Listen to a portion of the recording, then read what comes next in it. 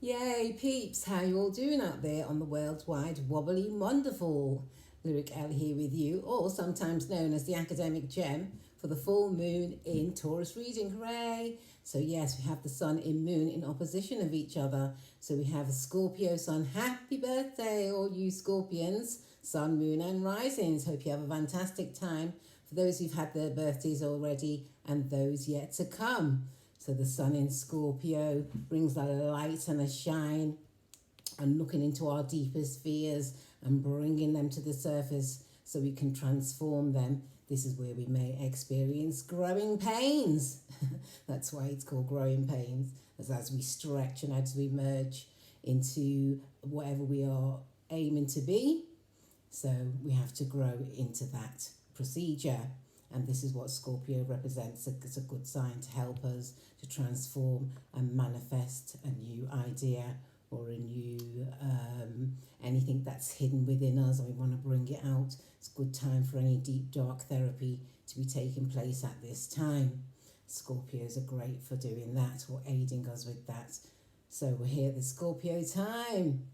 And so we have the sun in opposition to the moon, which is in Taurus. And Taurus is the sign as an earth sign, and it's the sign of the grower, it's the sign of the garden, it's Earth's garden. So you're going to see a fruition on something that has materialized over the years. So what was happening lately with my own personal full moon in Taurus was some time ago. So I've been doing a bit of DIY, not myself, but people have been helping out. And there's something called the kitchen table. And the kitchen table was getting moved, but it's old and I forgot that it couldn't stand on its own because it's been like shoved in the corner for ages, but it's still workable indeed. So I wanted to move it into the middle of the room and it was like, oh, if you forgot, I tip over. I'm old. So I thought, oh my gosh, I need to get a new kitchen table. Shock horror. Table's 25 years old, so there's quite a few memories connected. Now, during this retrograde period, I've had 3 people come back that I haven't seen for years. I mean, literally, one of them I haven't seen for about 12 years. What did they say? Oh, the kitchen table. We had such a great time around that. We've laughed, we've cried, we've prayed, we've done it all on this kitchen table. Then the second person came and said, oh, the kitchen table. And a third person came and said exactly the same thing. Your kitchen table must have had so many conversations. And so indeed it has, and now it's time to go, and it's been 25 years. So when I was first thinking about, okay, the table has to go, which was a few months ago, I was like, no, there's no way I'll fix it. And the table was like, I'm tired, babe, so I've got to go. So this is where my fruition is coming into something large, something physical. So it can be things like that will be happening for this full moon in Taurus. You'll realise that something has outgrown you and needs to be removed, something physical usually. Okay, so shall we have a look at the sun in Scorpio? I thought we'd have a look at my time passages. Yeah, so how's it been? Okay, let's see where we are. Sun in Scorpio, 7 degrees. The full moon is at 8 degrees of Scorpio and 8 degrees of Taurus. See where that is in your charts. Right, the sun is the most visible and important planet of astrology at the level of physical life and symbolically represents ego and will. The sun spends about 30 days in each sign, so the cycle of the 12 signs defines our year. With sun in Scorpio, and especially at the beginning part of this period, a depth of perception becomes the normal. Everyone becomes much more aware of the mystery of life. We are sensitive to the dark spaces within our souls and are more tuned in as well to depth connection with others around us. With depth and connection with others around us. With the Night of the Dead and the American Halloween, we celebrate these feelings and our perception of the thinness of the veil between the two worlds. Or between the worlds, should I say. It doesn't say how many worlds. I'm sure there's quite a few. It's not only what we can see, right? This is what we're learning. So with the sun in Scorpio, we will be digging deep into our feelings. Things will be getting resurrected and pulled out of us. And this is why it's called growing pains. And we get growing pains at any time within our lifetime.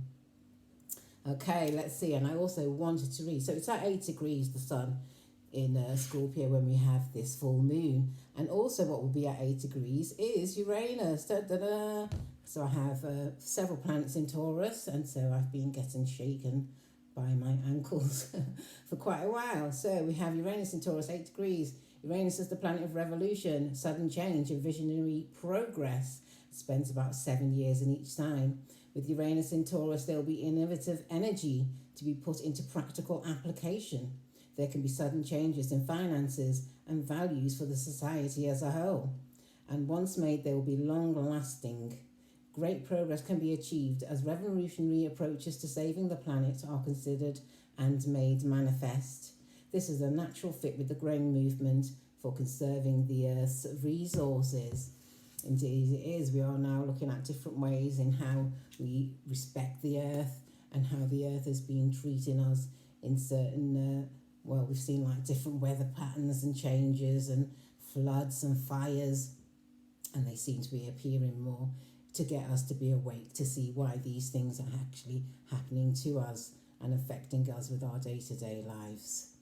So I pulled some cards for this beautiful full moon in Taurus. And the cards that came out, I'm using Denise Lynn Oracle Gateway cards. And the first card that came out for the sun, it was called Embracing the Future. I step into the future with an open heart. Indeed we do step into our futures with open hearts and minds. And what a beautiful picture. Embrace that future life of yours. Make it manifest. Make it physical. That's what Taurus is about, and it will be long-lasting. And it says, proceeding softly. My inner power grows in moments of quietude. And there we have it for that full moon in Taurus. And then I pulled for the sun in Scorpio, and it was cultivating prosperity. And it says, the abundance of the universe is pouring into my life. Indeed it is. There we go, with resurrection and change. When we are willing to change, we can cultivate new habits, new mannerisms, thought patterns, etc. I also pulled a card for Pluto, who's doing a great job there in Capricorn, shaking up the structures. And it's called Receiving from Angels, Shimmering Wings of Angels, Embrace Me with Love. Just a beautiful sign from Pluto, which is Scorpio's ruler. This is where we can tune into the different worlds. Scorpio is seen as a very deep sign, a water sign, a fixed water sign, the second of the water signs. So we can use this energy for what we require at this time. Ask and it shall be given. Okay, my peeps, well, you all have a fantastic time for this full moon in Taurus, and see what may be being pulled away from you, see what has outlived its greatness, its usefulness. You need something new. This is how life goes, right? Okay, so when we come blossom into our fullness, we can take a breath and see what the next step will be. And stepping into that future is going to be absolutely marvellous. We need to embrace that, indeed, for this Taurus full moon. Okay, sweeties, you have a good one. Thank you very much. Bye.